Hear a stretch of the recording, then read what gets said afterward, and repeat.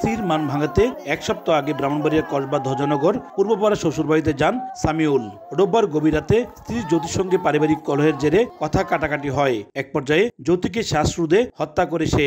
স্বজনদের অভিযোগ, ঘটনাটি দেখে ফেলায় শালিকা স্মৃতিকেও হত্যা করে পালিয়ে যায় সামিউল। আফার ডাক দিয়েছে, পরে দিয়ে আফার রাও শব্দ করে না, আর নাকের ফেলাম না চাইছি নাই। প্রথম নাকি বউরে মারছে, পরে শালি দেওয়ার পরে নাকি শালিরও মারছে, তারপরে সে চলে গেছে।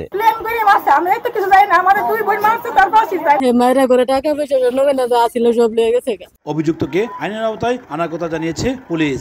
হত্যার রহস্য আমরা উদ্ঘাটনের চেষ্টা করছি এবং আসামিকে দ্রুত গ্রেপ্তারের জন্য প্রয়োজনীয় যত পদক্ষেপ নিচ্ছি।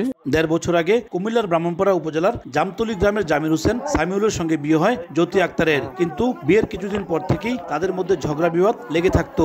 এজন্য বাবার বাড়িতে থাকতেন জ্যোতি। উজ্জ্বল চক্রবর্তী, সময় সংবাদ, ব্রাহ্মণবাড়িয়া।